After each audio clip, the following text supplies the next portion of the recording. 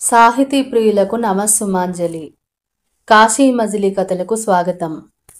నవలా స్రవంతి శీర్షికన మనం వింటున్న నవల మాదిరెడ్డి సులోచన రచించిన వంశాంకురం 4వ భాగం. అమ్మా, రేపటి నుండి చదవాలి అని తల్లికి చెప్పాడు. అలారం ఎప్పుడు మోగిందో ఎప్పుడు ఆగిపోయిందో అతనికి తెలీదు. ఉదయభానుడు తన రథానికి కళ్యాలు బిగిస్తూ ఆనంద్ వంక తీక్షణంగా చూచాడేమో. చురుక్కుమంటే లేచాడు. అతనికి అలారం టైంపీస్ మీద అమ్మ మీద విపరీతమైన కోపం వచ్చింది. అమ్మా, నన్ను లేపొద్దా? ముఖం తుడుచుకుంటూ అడిగాడు. రేపు లేపుతాన్లే, నవ్వుతూ కాఫీ ఇచ్చింది. అలాంటి రేపులు గడుస్తున్నాయి. అతని చదువు సాగటం లేదు. తల్లి లేపినా మరో దిక్కు తిరుగు పడుకొని అరగంట అయ్యాక లేపమ్మా అంటాడు. అరగంటకు లేపితే మరో 10 నిమిషాలని పొడిగిస్తాడు. ఆమె అతని గదిలోకి తిరగలేక ఊరుకుంటోంది. లేపుడు వ్యాపారం బాగా లేదని లేచాకే 7 నుండి 10 గంటల వరకు దీక్షగా చదవాలని నిర్ణయించుకున్నాడు. లేచి కాఫీ తాగి ఈ మధ్యలో మరోసారి కాఫీయో టీయో పంపమని తల్లికి చెప్పి గదిలోకి వెళ్ళాడు. పుస్తకం, కాఫీ, పెన్ను రెడీగా పట్టుకుని కూర్చున్నాడు. హాల్లో టప్పుమన్న శబ్దమైంది. అది చిరపరిచితమైనదే. పేపర్ వాడు న్యూస్ పేపర్ వేసిపోయాడు. అతని మనసు అయస్కాంతం లాగినట్టు అటువైపు లాగసాగింది. కళ్ళు పుస్తకం మీదున్న మనసు స్పోర్ట్స్ కాలం వైపు లాగుతోంది. ఇక పని కాదని పుస్తకం మూసి పేపర్ పట్టుకునేవాడు. పేపర్తో పాటు రోజు ఓ మ్యాగజైన్ వస్తుంది. తండ్రి తన కోసమని భారతి, బ్రిడ్జ్, ప్రజామాత తెప్పించుకుంటాడు. ఆనంద్ కోసమని రీడర్స్ డైజెస్ట్, ఇల్లస్ట్రేటెడ్ వీక్లీ వస్తాయి. సరస్వతమ్మ కోసమని ఆంధ్ర వారపత్రిక, వారప్రభ, యువ, మరో 2 తెలుగు మ్యాగజైన్లు వస్తాయి. పేరు ఆమెదే అయినా రోజు నియమం తప్పక చదివేది ఆనందే. ఈరోజు సీరియల్స్ మాత్రం చదువుతానమ్మా, ఏమవుతుందోనని ఉత్కంఠ తల్లికి సంజాయిషి ఇచ్చేవాడు. అతని వారపత్రిక పఠనం అయిపోయేసరికి భోజనానికి పిలుపు వచ్చేది.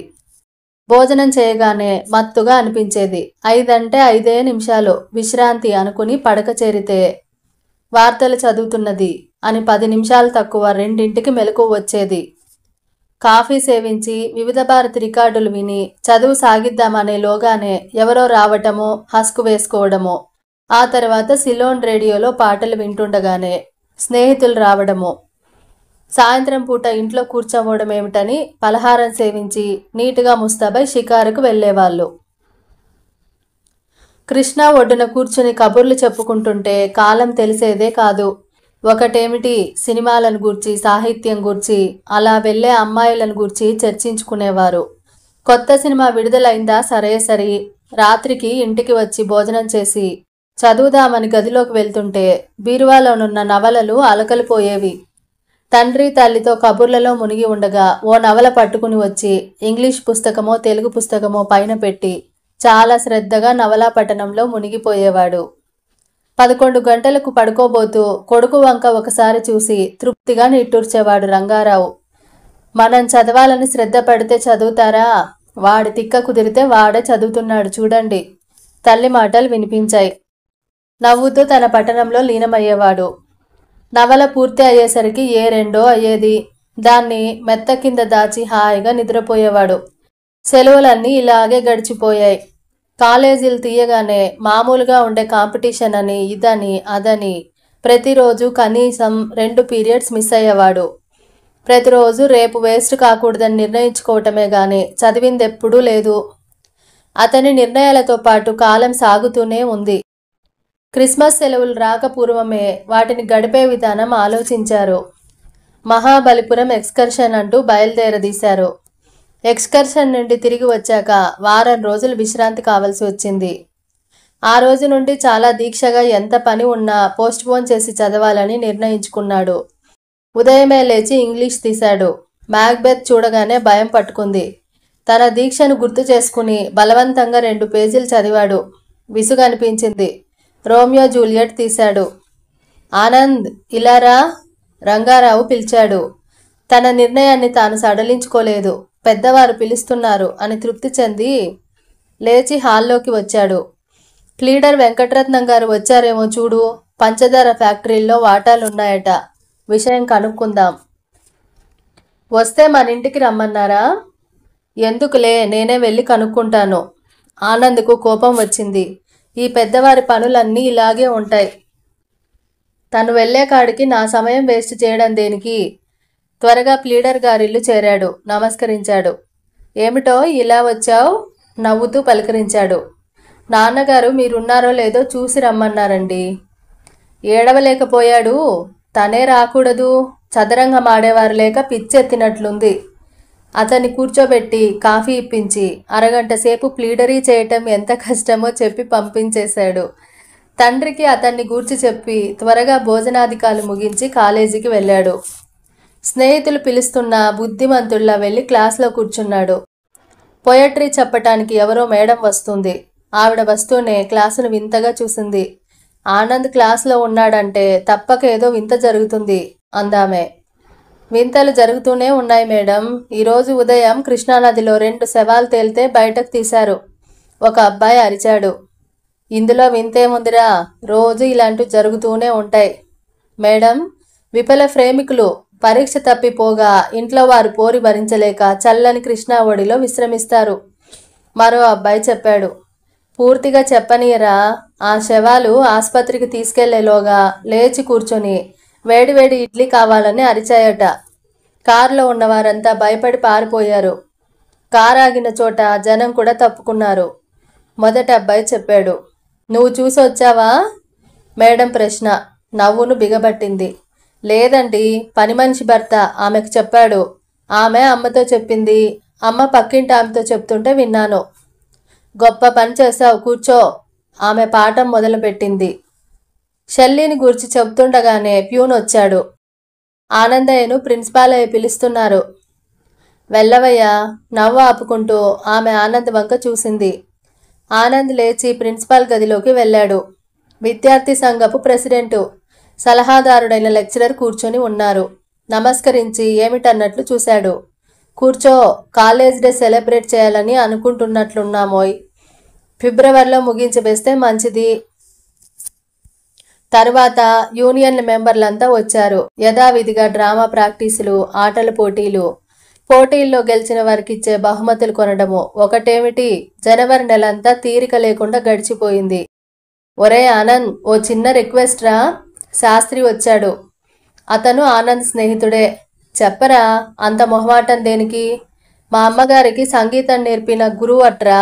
పాపం చాలా బీదవాడు. వచ్చాడు. అతను మద్రాసు వెళ్ళి తన అదృష్టం పరీక్షించుకుంటాడట. ఖర్చులు కావద్దు. మన ఫంక్షన్లో అతని పాట కూడా ఓ ఐటెంగా పెట్టి కొంత ధన సహాయం చేస్తే నీ మేలు మర్చిపోడు. అది నిజమేరా. కార్యక్రమం అంతా నిర్ణయం అయిపోయి ఉంది. ఏమంటారో? నువ్వు తలుచుకుంటే చేయగలవురా. శాస్త్రి మాటలకు నవ్వు వచ్చింది. కార్యదర్శి అనగానే ఎన్నో అధికారాలు, హక్కులున్నట్టు ప్రవర్తిస్తారు స్నేహితులు. అతను అక్కడుండగానే అధ్యక్షుడు వచ్చాడు. చూడరా ఆనంద్, కుమార్ గాడి బిగువు. తనకే పాట వస్తుందని బడాయి. ఆ రోజు బంధువుల అమ్మాయి వివాహమట. అసలు ఫంక్షన్కే రానంటున్నాడు. ఆహ్వాన పత్రికల వెనుక కార్యక్రమం లిస్టులో తన పేరుంది. చూసుకోలేదా? ఏమో, అంతా అయోమయంగా ఉంది. ఇప్పుడు ఎవరిని పెట్టాలో? చూడ్రా, నువ్వు 25 రూపాయలు ఖర్చు పెట్టడానికి సిద్ధంగా ఉంటే పాట పాడే అతన్ని నేను పిలుస్తాను. ఆనంద్, నువ్వు కూడా అలా మాట్లాడతావేమ్రా? స్టూడెంట్ యూనియన్ ఫండ్ నుండి ఖర్చు పెడదాం. ఆనంద్ వెంటనే శాస్త్రిని పిలిచి గాయకుడిని పిలుచుకురమ్మని చెప్పాడు. కళాశాల దినోత్సవం రోజున తన గాన కౌశలం చూపించాలని ఎంతో ప్రయత్నం చేశాడు సీతారామయ్య. అతని శాస్త్రీయ సంగీతం ప్రేక్షకులకు, విద్యార్థులకు అంతగా నచ్చలేదు. వెనక వైపుకు వచ్చిన ఆనంద్, శాస్త్రి మాట్లాడుకోసాగారు. ఏరా, సీతారామయ్య గారి గానం అంతగా నచ్చలేదల్లే ఉంది. 25 రూపాయలు ఇచ్చాం. అతనికి సినిమా పాటలు వస్తాయేమో కనుక్కో. శాస్త్రీయ సంగీతవేత్త డబ్బు కోసం చౌకబారు సంగీతం పాడతాడంటావా? శాస్త్రి ఇరుకులో పడ్డాడు. డబ్బు లేనంత మాత్రాన మనిషికి అభిమానం ఉండదా? చౌకబారో ఏ బారో అందరికీ నచ్చేది పాడాలిరా, విసుక్కున్నాడు ఆనంద్. మీకు అభ్యంతరం లేకపోతే నేను పాడతాను. ఎటు నుండో ఓ కోకిల స్వరం వినిపించింది. ఇరువురు అటు చూశారు. 13 ఏళ్ళు, 14 ఏళ్ళుంటాయేమో. గుండ్రని చందమామ లాంటి మొహంతో ఓ అమ్మాయి కనిపించింది. ఆనంద్ ఎవరన్నట్టు చూశాడు. సీతారామయ్య గారి అమ్మాయి సురేఖ. నెమ్మదిగా గొనిగాడు శాస్త్రి. మాట్లాడరేమండి? మా నాన్నగారి గాన కౌశలాన్ని మెచ్చుకునే కళాహృదయాలు లేరని తెలుసు. నాకు సినిమా పాటలన్నీ వచ్చండి. అభిమానంగా చూసింది. శాస్త్రి త్వరగానే వెళ్ళి అనౌన్స్ చేసే విద్యార్థితో మాట్లాడి వచ్చాడు. అతను సురేఖ అనే బాలిక పాడుతుందని అనౌన్స్ చేశాడు. సీతారామయ్య గారు కాస్త గాలి పీల్చుకుందామని కాబోలు యువతలకొచ్చాడు. సురేఖ పేరు వింటూనే అతని కనుబొమ్మలు ముడిపడ్డాయి. ఆమె తండ్రి దగ్గరకు వెళ్ళింది. నాన్న, మీరు అలసిపోయారు, విశ్రాంతి తీసుకోండి. నాకొచ్చిన పాటలు నేను పాడతాను అంది. ఆమె వెళ్ళి స్టేజ్ పైన పాడటం మొదలుపెట్టింది. వెర్రి తల్లికి మైక్లో పాడాలని కోరిక కలిగిందేమో నవ్వుకున్నాడు. కాదు, మీ గౌరవం కాపాడాలని పాడుతుందని చెప్పాలనుకున్నాడు. మాటలు పెగల్లేదు. సురేఖ అంత చక్కగా పాడుతుందని అనుకోలేదతను. ప్రేక్షకులు హర్షధ్వానాలు చేస్తూ కరతలాలు మ్రోగాయి. తరువాత కార్యక్రమం చూసి వెళ్ళమంటే సీతారామయ్య గారు ఆగిపోయారు. కూతురు బలవంతం చేసింది. నాన్న, మనం ఇక్కడికి ప్రేక్షకులుగా రాలేదు. 25 రూపాయల కూలికై వచ్చాం. పని అయిపోయింది, పదండి. 2 అడుగులు వేసింది. పాపా, అతను దెబ్బతిన్నట్టు చూశాడు. నిజం ఒప్పుకోవడానికి అంత అభిమానం దేనికి నాన్న?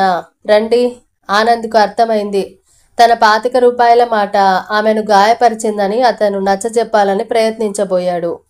ఇంతలో ఎవరో పిలిచారు. కార్యక్రమం ముగిశాక వందన సమర్పణ గావించి స్నేహితులతో హోటల్కెళ్ళి భోజనం చేసి ఇల్లు చేరాడు. అర్ధరాత్రి ఇల్లు చేరుతావు. నాన్నగారికి ఈరోజు ఒంట్లో బాగుండలేదు. డాక్టర్ను పిలవాలంటే ఎవ్వరూ లేరు, తల్లి అంది. ఏమైందమ్మా? మీరు ఫంక్షన్కి రాకపోతే పని ఉండి ఆగిపోయారనుకున్నాను.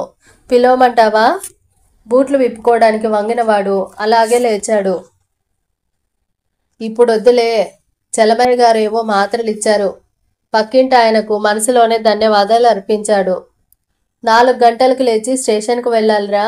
హైదరాబాద్ నుండి వచ్చే మద్రాస్ ఎక్స్ప్రెస్లో మామయ్య వస్తున్నారట. మామయ్యకి ఇల్లు తెలీదా ఏం? తెలుసులేరా. నిన్న సాయంత్రం కలప అమ్మితే అంతా క్యాష్ ఇచ్చారట. తప్పక ఎవరైనా రండి అని రాశాడు. పెద్ద మొత్తంలో డబ్బు తెచ్చేటప్పుడు ఆ మాత్రం భయం ఉండదా ఏం? సింగినాథం, ఇతని దగ్గర డబ్బుందని అందరికీ కనబడింది. విసుక్కుని తండ్రి గదిలోకి వెళ్ళాడు. చెమట పట్టిందేమో హాయిగా నిద్రపోతున్నాడతను. తిరిగి వచ్చాడు. రాత్రంతా కలత నిద్రతోనే గడిపాడు.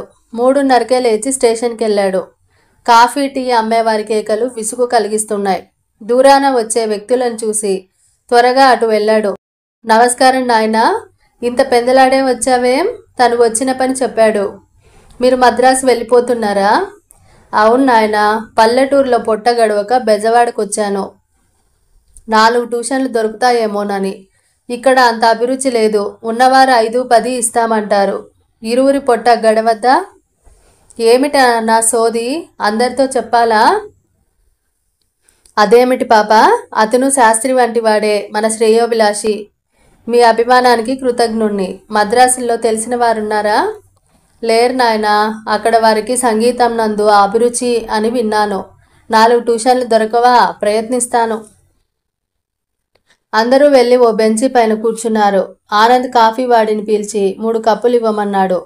నాకక్కర్లేదు, ఇంత పొద్దుటే కాఫీ తాగను, విసురుగా జవాబిచ్చింది సురేఖ. తల్లి లేదని అతి గారాభంగా పెంచాను నాయనా.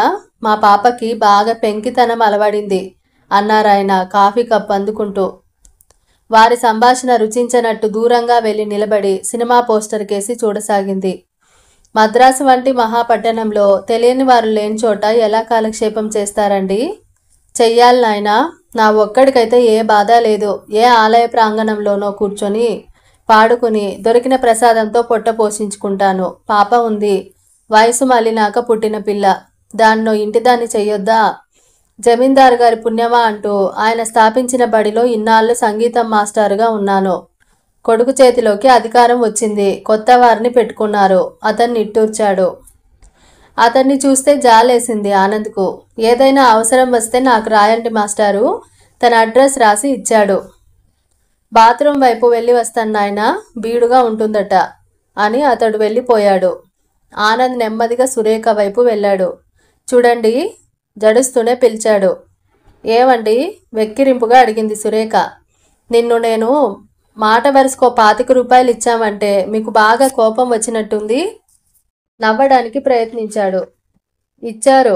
అంటారు. కోపం దేనికి? కోపం కాకపోతే కాఫీ ఎందుకు తీసుకోలేదు? అవమానించాలని కాదు. కాలేజీ డబ్బు మిగిలిన విద్యార్థులు గొడవ చేస్తారని అన్నాను. క్షమించండి. నాన్నగారికి ఏం తెలీదు. ఆమె కళ్ళల్లో నీళ్లు మెరిశాయి. ఎందుకు? మీకు బాధ కలిగించానా? ఏం లేదు. కళ్ళు ఒత్తుకొని వెళ్ళి సిమెంట్ బెంచి మీద కూర్చుంది. అతనేం మాట్లాడాలో తెలియక షర్టు గుండీలు సర్దుకుంటూ కూర్చున్నాడు. చిన్న ట్రంకు పెట్టె తప్ప చేతిలో మరేమీ లేదు. రైలు వస్తున్నట్టు ప్రకటించారు. సీతారామయ్య గారు ఆదరాబాదరగా వచ్చాడు. బండి ఆగక మునిపే తోసుకుంటూ జనం ఎగబడ్డారు. దిగేవారు విసుక్కుంటున్నారు. వారిని ఎక్కించాలని చూశాడు. ఇంతలో సెకండ్ క్లాస్ కంపార్ట్మెంట్ నుండి చెయ్యి ఊపాడు అతని మేనమామ. వారిని వదిలి మామ దగ్గరకు వచ్చాడు. ఆయన సామాన్లు దింపించి ఆయన చెప్పిన లిస్టు ప్రకారం సామాన్లు చూసుకుంటా ఉండగానే బండి కదిలింది. తండ్రి కూతురు కోసం చూశాడు. ఎక్కడా కనిపించలేదు. ఎక్కడో ఎక్కారులెమ్మని తృప్తిగా నిట్టూర్చి సామాన్లు పట్టుకుని బయటకు వచ్చాడు. మేనమామ అడిగే ప్రశ్నలకు అన్యమనస్కంగా జవాబులిస్తున్నాడు.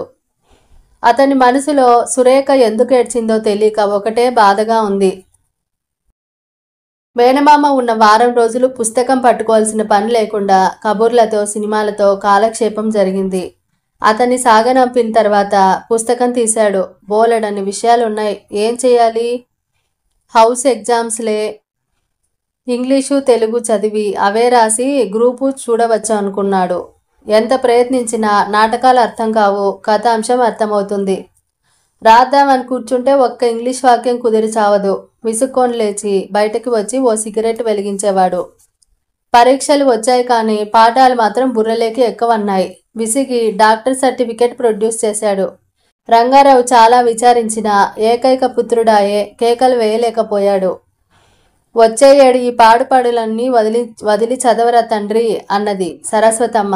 ఆ 7 సెలవుల్లో కూర్చొని సంవత్సరం మూల పెట్టిందంతా చదవాలని సంకల్పించాడు. తల్లిదండ్రులు యాత్రలకని బయలుదేరారు. ఒక్క కుమారుడు. వాడికై హోటళ్లు తిరగటం ఇష్టం లేక వెంట ప్రయాణం చేయించింది సరస్వతమ్మ. కళ్ళ ముందే కాలం కరిగిపోయింది. కాలేజీలు తెరిచారు. ఈసారి బుద్ధిమంతుడు అనిపించుకోవాలని ఎంతో ప్రయత్నం చేశాడు. క్రమం తప్పక క్లాసులకు వెళ్ళేవాడు. కానీ తిరిగి ఎన్నికలు ప్రారంభం కాగానే స్నేహితులు ఊరుకోలేదు. మళ్ళీ మొదటి ఆటే ప్రారంభమైంది. రంగారావు ఈసారి మాత్రం గట్టిగానే చెప్పాడు. 2 రోజులు ఆనంద్ బిక్కమొహం వేసుకొని తిరిగితే కరిగిపోయాడు. అడిగినదంతా అందించాడు. ఫలితం ఆ 7 పరీక్షలకు కూడా చదువుకోలేకపోయాడు. తండ్రి ఏమంటాడోనని పరీక్ష రాశాడు. తన నంబర్ పేపర్లో రాదని అతడికి తెలుసు. పరీక్షా ఫలితాలు తెలిసినాడు గది విడిచి బయటకు రాలేకపోయాడు. వాడికి స్నేహితులు మంచివారు దొరకలేదే సరస్వతి. రంగారావు గారి మాటలు అవి విని నవ్వుకున్నాడు. ప్రతి తల్లిదండ్రులు నేరం ఇతరులపైకే నెట్టాలని చూస్తారు ఎందుకో. అవునండి.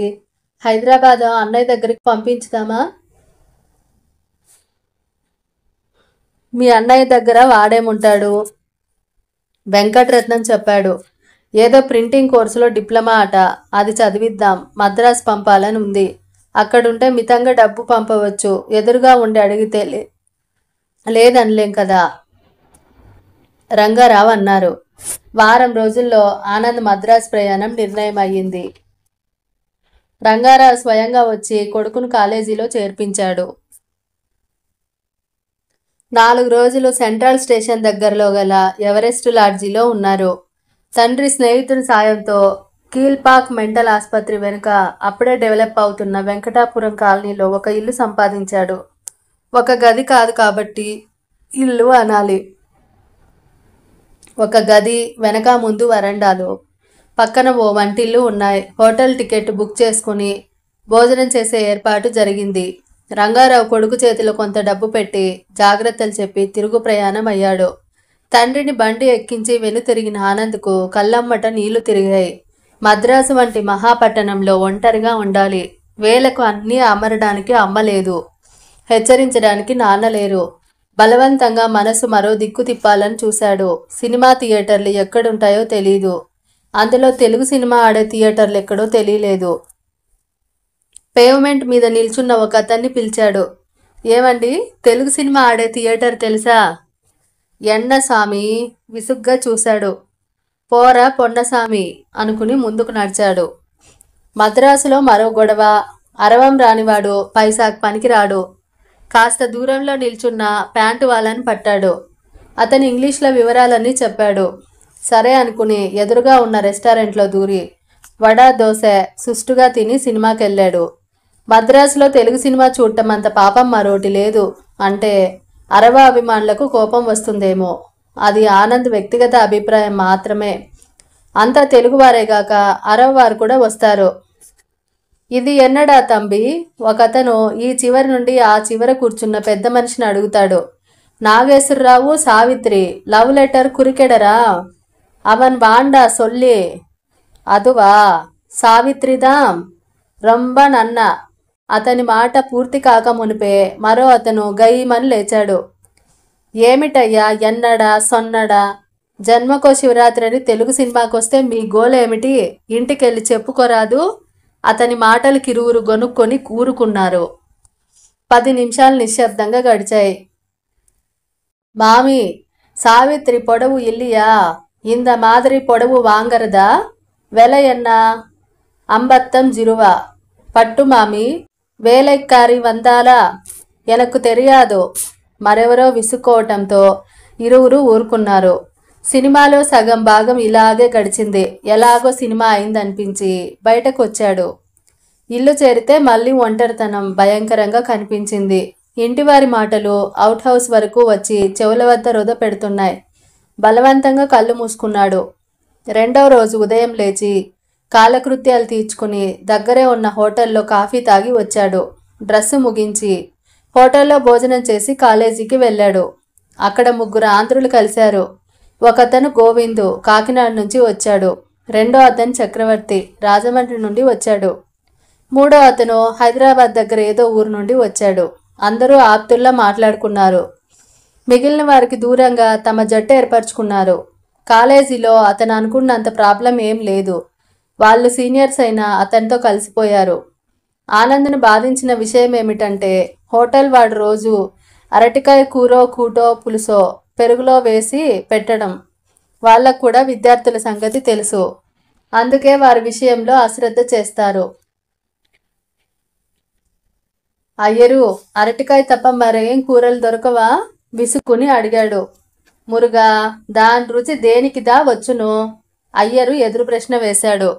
నా తలకు వస్తుంది విసుక్కుంటూ చెయ్యి కడిగాడు.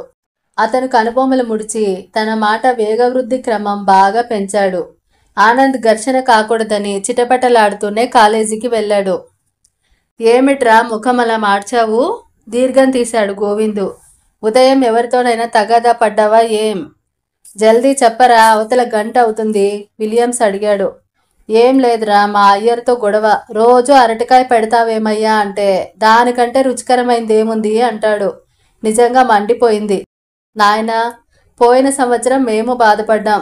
అందుకే ఓసారి మాట కరికైనా మంచి రుచిగా వండుతుందో అత్తగారు. ఆమె వద్ద భోజనం చేస్తున్నాం చక్రవర్తి చెప్పాడు. అవునరా, పాపం విలియమ్స్ పరిస్థితి చూడాలి. వాడు ఏ కూరగాయలతోనైనా సరే పిసరంత మాంసం ముక్కలేనిదే తినేవాడు కాదు. అలాంటి వాడికి అరటికాయ వంకాయ పెడితే అదిరిపోయి హైదరాబాద్ చెక్కేస్తానన్నాడు పాపం గోవింద్ అన్నాడు. అరే, మాటలు మాట్లాడతావు గాని ధనియాల పొడి కంపంటూ ఏడవలేదు. వీడు వట్టి జూటా కొర్రా విలియమ్స్ చెప్పాడు. ఒరే, తగువులు కట్టిపెట్టి మా అత్తగారు వైనమేమో చెప్పండిరా. నీకు దగ్గరేరా, కోనూరు హైరోడ్డు వెడుతుంటే అక్కడే ఓ చిన్న ఇంటిలో ఉంటుందో అరవ చిన్నది. నెలకు మేము 3 90 రూపాయలు ఇస్తాం. అన్నము, ఒక కూర, సాంబారు, పచ్చడి, మజ్జిగతో భోజనం పెడుతుంది. రోజుకో రకంగా వెరైటీగా చేస్తుందని ఘంటాపదంగా చెప్పగలను. కానీ కాస్త ముఖం ప్రసన్నంగా చేసి మాట్లాడబోయామా చూపులతోనే మార్చేస్తుంది. ఆవిడతో ప్రసన్నంగా మాట్లాడాలనే తాపత్రయం దేనికిరా?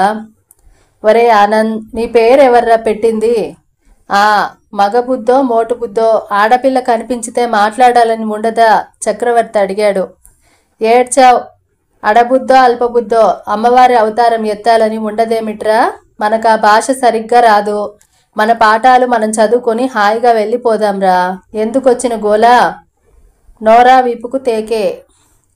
ఆపవయ్య బాబు నీ నీతి శతకం. ఇంతకీ మా అత్తగారి భోజన వసతి గృహంలో సభ్యత్వం పుచ్చుకుంటావా లేదా? నిస్సందేహంగా పుచ్చుకుంటాను. నేను వచ్చిన ఆ మంచితనం నిరూపించుకోవాలా, లేక డబ్బు మీరు కడితే చాలా? మా అత్తగారికి డబ్బుతో పనిరా, తర్వాత నీ మంచితనం తనే తేల్చుకుంటుంది. మనం నలుగురం వెళ్తే ఇల్లు కాస్త ఇరుకవుతుంది అన్నాడు చక్రవర్తి. ఎవడి కోసమోయ్? డబ్బు పుచ్చుకున్నట్టు వసతి అమర్చాలి. పాత మంచం వాల్చే బదులు గోడను పెడుతుంది. అలా స్నేహితులు మాట్లాడుకుంటుంటే ఆనంద్ ఆ సంభాషణకు ప్రాముఖ్యత ఇవ్వలేదు. కొందరు అరవ స్త్రీలు అతి తెలివిగలవారు, ఇంటి పట్టున ఉండి డబ్బు సంపాదిస్తారు. ఈ అత్తగారు ఆ జాతికి చెందినదే కావచ్చునని అనుకున్నాడు. చక్రవర్తి రెండో రోజు ఉదయమే వచ్చి అత్తగారు అంగీకరించిందని భోజనానికి రావచ్చని చెప్పాడు. స్నానం ముగించి వెళ్ళాడు. చిన్న సందులో చిన్న ఇల్లు. ఇంటి ముందు ముగ్గు చూస్తూనే ఊహించవచ్చు ఇంట్లో ఉండే స్త్రీ ఎంత నేర్పరియో. చిన్న ఇంటిలోనే 2-3 వాటాలుగా చేసినట్టున్నారు. ఎడం వైపుకున్న గుమ్మం వైపుకు వెళ్లారు. అప్పటికే గోవింద్, విలియమ్స్ కూర్చొని ఉన్నారు. ఆనంద్ ఇంటిలోకి పారజూశాడు. అది ఇల్లా? గది ఒక మూల చిన్న ట్రంకు పెట్టే, పైన పరుపు చుట్ట పెట్టే ఉన్నాయి. మరోవైపు గోడకు ఆంచిన నులక మంచం ఉంది. 2 పెద్ద మేకుల ఆధారంతో నిలిపిన చెక్కపై చిన్న అద్దము, అట్టలు వేసిన 4 పుస్తకాలు కుంకుమ భరిన పెట్టి ఉన్నాయి. ఈ పూట అత్తగారి వంట ఆలస్యంలా ఉందే. వంట ఎప్పుడో అయిందిరా, మనకంటే ముందు వచ్చే మేళం భోజనం చేసిపోయిందిరా, గోవింద్ అన్నాడు. మనకంటే ముందు వచ్చే జట్టు 25 రూపాయలు ఇస్తారట. అత్తగారు చేసే అన్యాయం చూడు. పచ్చడి, మజ్జిగ ఆదివారాలు చేసే స్పెషల్ లేదుట. ఇందులో అన్యాయం ఏముందిరా? 5 తక్కువ ఇస్తున్నారు. అధరువులు తక్కువ అమరుతున్నాయి. గోవింద్ అత్తగారికి సపోర్టు పలికాడు. ఒరే గోవిందు, నిన్నగాని వంకాయ బజ్జీ చాలా వేసిందేమిట్రా, అంతలా సపోర్టు పలుకుతున్నావు? మనందరి దగ్గర కొట్టిన డబ్బు ఏం చేస్తుంది? మీరు ఇలా మాట్లాడటం వింటే ఆవిడ ఏమనుకుంటుందిరా? అనుకోవడానికి ఆవిడకి మన భాష అర్థమైతేగా. అరవం తప్ప మరేం రాదా? రానట్టే ఉంది. కట్టే కొట్టే తెచ్చే ఆ పద్ధతిరా. చక్రవర్తి చెబుతుండగానే ఓ 10 ఏళ్ల కుర్రవాడు 4గురికి విస్తర్లు వేసి శుభ్రంగా తోమిన కంచు గ్లాసుతో నీళ్లు పెట్టిపోయాడు. వీడెవడు? అత్తగారి పుత్రుడా? ఒరే ఆనంద్, అత్తగారంటే పెద్ద మనిషి అనుకున్నావట్రా? చిన్నదని నీకు చెప్పలేదు? వీడు మనలాంటి వాడే. అంటే పనిచేసే అత్తగారు పెట్టే ఉచిత భోజనం స్వీకరిస్తాడు. తంబి ఇంకేవా? లోపల నుండి ఓ మృదువైన కంఠం వినిపించింది. కుర్రవాడు వెళ్ళి పచ్చడి వడ్డించి తన కంచం తెచ్చుకుని కూర్చున్నాడు. కుడిపక్కనున్న చీరతో కట్టిన తెర తొలగించుకొని ఒక స్త్రీ అన్నం పల్లెంతో ప్రవేశించింది. ఆనంద్ ఆమెను చూసి రాతి బొమ్మలా అయిపోయాడు. ఎంతమందిలో ఉన్న చారెడు కళ్ళు, గుండ్రని మొహం తమ పరిచయాన్ని తెలుపుతాయి. ఒక క్షణం కళ్ళు తాటించిన ఆమె ముఖంలో రంగులు మారాయి. ఆమె ఎవరో కాదు, సీతారామయ్య ఏకైక పుత్రిక సురేఖ. ఒరేయ్, అలా చూడకురా, వేడి అన్న ముఖాన్ని కొడుతుంది, హెచ్చరించాడు గోవింద్. ఆనంద్ తేరుకున్నాడు. అతని ఇరకాటంలో పడ్డాడు. తను పరిచయం ఉన్నట్టు తెలపాలా వద్దా అని. ఏ కారణం చేతనో తెలుగు రానట్టు నటిస్తుంది. బాగున్నారా ఆనంద్ గారు? ఆమె పలకరించింది. అందరూ పక్కలో బాంబు పడ్డట్టు చూశారు. కనిపిస్తున్నానుగా. నాన్నగారు లేరా? ఆనంద్ చిరునవ్వుతో అడిగాడు. ఎగ్మూర్లో ట్యూషన్ ఉంది. ఉదయం వెళ్తే సాయంత్రం కానీ రారు. మీరు ఈ ఊరు ఎప్పుడొచ్చారు? నెల అవుతుంది. ఇక్కడే చదువుతున్నాను. ఆనంద్ మాటలు పొడిగించబోయాడు. ఆమె మధ్యలోనే తుంచివేసింది. తీరిగ్గా సాయంత్రం మాట్లాడుకుందాం. మీ కాలేజీకి టైం అవుతున్నట్టుంది అని ఆనంద్ స్నేహితుల వంక ఒక చిరునవ్వు విసిరింది. అందరికీ వడ్డించింది. అంతవరకు ఆగక వసబోసిన పిట్టల్లా వాగే పెద్ద మనుషులు తలలు వంచుకొని తప్పు చేసినట్టు భోజనం చేయసాగారు. నిజంగా సురేఖ వంట తల్లిని గుర్తు చేసింది. ఆమె కొసరి కొసరి వడ్డించింది. భోజనాలు కాగానే తంపి అనే కుర్రవాడు అందరి బిస్తర్లు తీశాడు. మీరు వచ్చారని చెబితే నాన్నగారు చాలా సంతోషిస్తారు. శాస్త్రి గారు బాగున్నారా అని అడిగింది. వాడికేం, చక్కగా చదువుతున్నాడు. సాయంత్రం నాన్నగారిని కలుసుకుంటాను అని ఆనంద్ బయటికి వచ్చాడు. ఇల్లు దాటి 10 అడుగులు వేశాక తేరుకున్న స్నేహ బృందం ఒక్కసారిగా ఆనంద్పై విరుచుకుపడ్డారు. మా అత్తగారు మీకెలా తెలుసురా? గోవిందు, అత్తగారికి అరవం తప్ప మరో భాష రాదని ఇష్టం వచ్చినట్టు అన్నాం. మళ్ళీ అనొద్దురా. ఆ అమ్మాయి పేరు సురేఖ. బ్యూటిఫుల్ నేమ్ రా అన్నాడు విలియమ్స్. ఆపరా నీ కామెంటు. చెప్పరా ఆనంద్. సురేఖ అను ఈ సుందరీమణి నీకెట్లు పరిచయము? ఆత్రంగా అడిగాడు చక్రవర్తి. వారి కుతూహలం చూస్తుంటే ఏడిపించాలనిపించింది ఆనంద్కు. అదిగో బస్సు వస్తుంది. వివరాలన్నీ చెప్తుంటే బస్సు కాస్త దాటిపోతుంది. తర్వాత చెప్తాను తప్పించుకున్నాడు. చాలేరా, మాకు చచ్చే కుతూహలంగా ఉంటేను. బస్సు రావటము అందరూ ఎక్కటము నిమిషంలో జరిగింది. నిలబడి కబుర్లు చెప్పుకునే అవకాశం అరవదొరలిస్తారా? వారి మాటలు బస్సు వృధా, తలనొప్పి కలుగజేస్తుంటేను. క్లాసుల్లోకి వెళ్ళినా సరిగా పనిచేయలేకపోయారు. వారి మనసుల్లో సురేఖను అన్న మాటలు మెదులుతున్నాయి. ఇక్కడితో కథను ఆపుతున్నానండి. తర్వాయి భాగం నెక్స్ట్ ఎపిసోడ్లో విందాం. మీకు గనక కథ నచ్చినట్టయితే లైక్ చేయండి, మీ బంధుమిత్రులకు షేర్ చేయండి. మరి అంతవరకు సెలవు తీసుకుంటూ మీ కల్పన బండారు.